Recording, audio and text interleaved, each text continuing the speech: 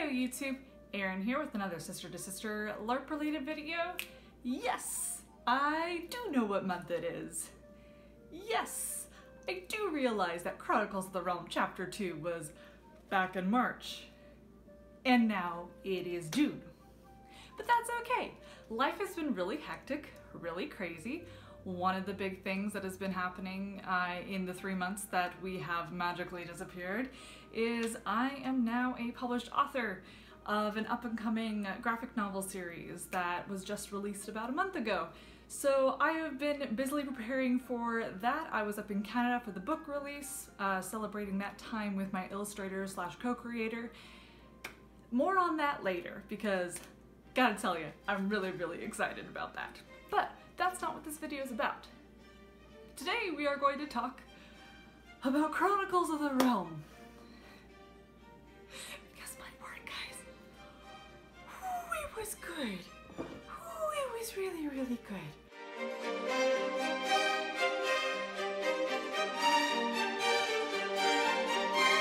Of any LARP experience that I have had in my very short career as a LARPer, I don't expect to have another like it in comparison to Chronicles of the Realm. It was that amazing. So I was really excited to go. It was in the Chicago area, and that's where one of my best friends lives, one of my friends that I have become so close to because of Beacoline. And so a bunch of us who were Beaco buddies got together for this to celebrate her birthday, and we all went to Chronicles of the Realm together, which, first of all, going as a big group like that was one of the most fun experiences. Thank you. You are getting a large tip.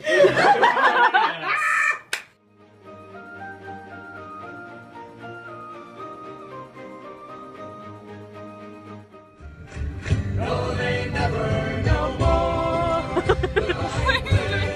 What's there? What's wrong?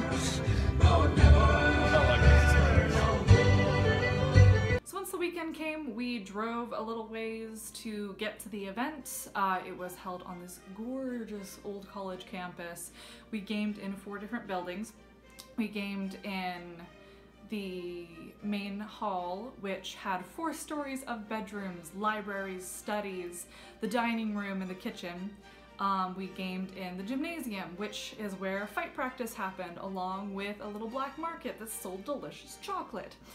The 3rd building was the chapel, where most of the main events were going on, because this chapter was all about 2 families coming together in marriage. The 4th building was a reception hall, where obviously we had the wedding reception, along with one of their religious festival ceremonies. And just the buildings alone, the area that we were playing at, was so beautiful and so completely immersive with the old stone and beautiful greenery that was probably a lot more beautiful if it hadn't been the dead of winter. So for the game itself, I did not do hardly any talking about it in my prep video, mostly just because at that point that was just more about how I was going to do my makeup process, which I tell you what, I was very glad that I had that practice, because doing that at 7 a.m. every morning, it was a lot easier that I knew exactly what I was doing, because my deepest respects and praise to people who can wear that full of makeup for a week-long event like Beacoline instead of a weekend event like Chronicles of the Realm.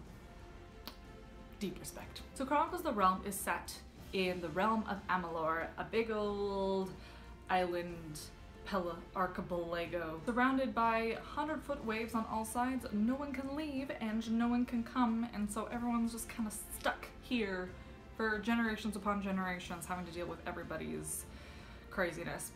There are 5 different groups that you can be a part of. You can be a royal, which is split up between the Silverbloods and the Goldenbloods. You can be an Arcanist, which is like the magical mage-y type magic-y people. Rangers kind of speak for themselves in every game, I feel like. Sort of like bards. Next you have the Corsins, who are the dark, sneaky assassin black market type people. And then the last but not least are the Aldens, which are the Paladin Knights of the realm. I was an Alden, and I loved being an Alden. I loved playing a character that was meant to be all rough and tough around the edges. So, a little disclaimer, I have zero footage from the game. I did not go about getting permission for it. I just didn't feel like dealing with it for that weekend. I wanted to just be completely immersed in the short time that I had to be in Amalur, and I'm very, very thankful for that. If you do want to see footage from this game, because you want to see footage from this game, Morgan was at this game, MoMo Obrien, and she and Mike worked together to get some incredible footage that I've already seen, and guys, it makes me so homesick for Amalur, and her video's coming out soon, so as soon as it is posted, I will put a link in the description below. So if you want footage, that's where it'll be. I will do like a little picture montage somewhere in here, maybe flip through, or just maybe one long chunk. But the amazing, incredibly talented Stephen Townsend and photographer was there. And so I will have some sort of a montage here or something to show you just how detailed everybody was with creating their characters. And in the venue that we were playing at, it was, makes for such good pictures.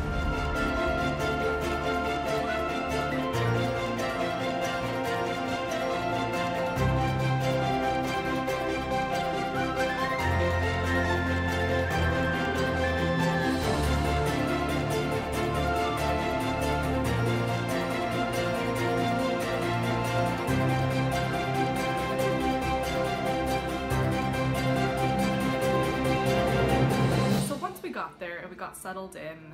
We had a little bit of time to prepare before game started, but once game started, I have never been able to slip so fluidly in and out of character, mostly in, as I had during the weekend at Chronicles of the Realm. As soon as game started, there was an NPC who called out to me from the hallway. And all of a sudden, I was like, oh, that's me. We're starting a turn, and I realized, I'm like, oh yes, this NPC is an Alden. This NPC would have known Genevieve because of their time probably spent together training the Bastille, or she would have known of her, you know, for any sundry reasons. Every NPC who should have known my character or the character of another PC, you know, they did. They knew everything about them. They knew how to talk to them. They knew about their family. They knew about their situations. And that was a level of detail that was put into the planning, the like of which I have never expected to find in the LARPing community. And I was completely blown away. One of my favorite parts about it was that our Knight Commander, the head honcho, the big cheese of the Aldens, his family, and the Harrows, Genevieve and my friend Matt, we played brother and sister, so our families, the Harrows, were very intimately connected with the Knight Commander's families.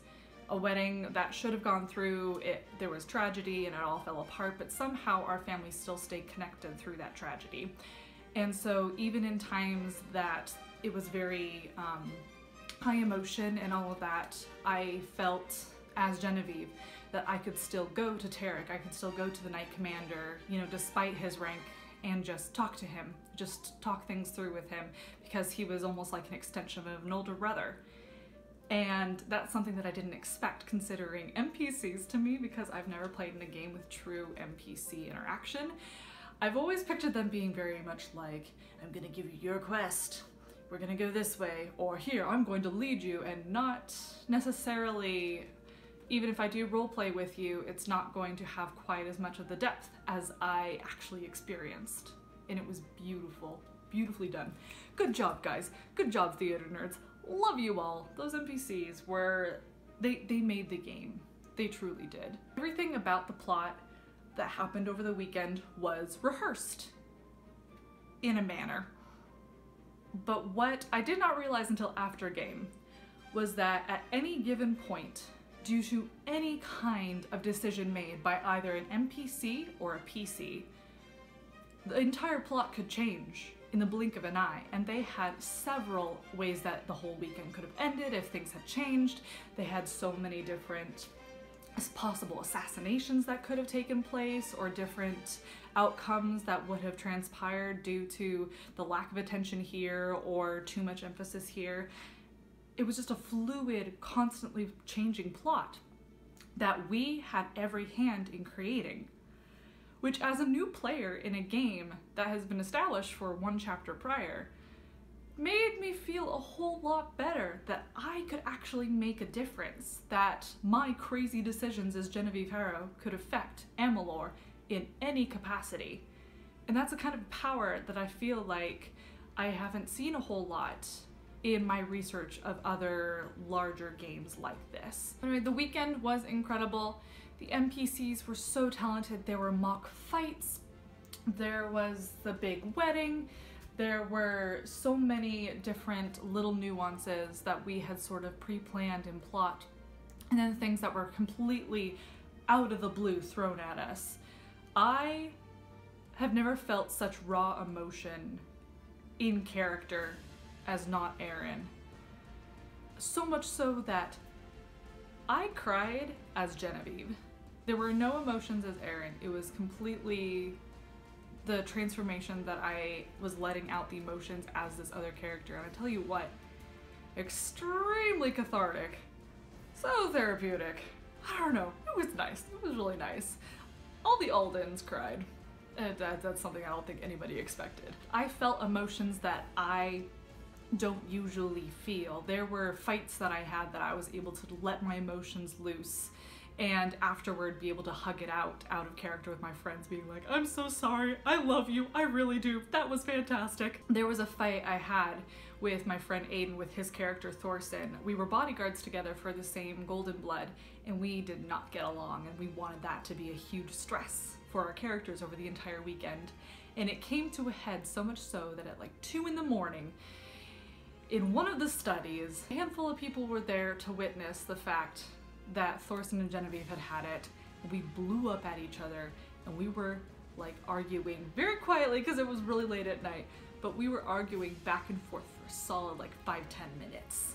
And everyone afterward just kind of sat there like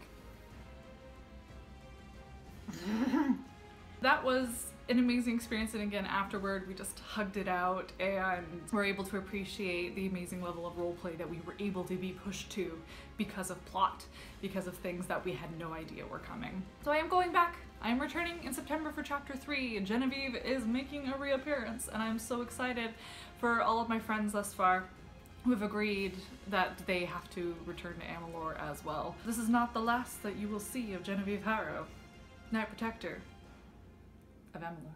So more on that in the months to come. I am getting a few new pieces of garb that I wanted to put together for this trip. This one is going to be outdoors, which means I need to prepare for it more like Beakeline and less like Parlor LARP. So had to get new stuff, which I'm totally fine with, of course. Thank you again and again to all the people who I had not even yet met, who helped to contribute to the GoFundMe that was able to let me experience Chronicles of the Realm. To all the creators, to the staff, to the lady listener, you brilliant being, you. Thank you for putting your time, your efforts, your talents, your weekends into this project and making it as magical and beautiful as it is. All of your hard work paid off tremendously. Oh my word, I love, love, love. We'll never stop talking about this game. For glory, for honor, for Alden.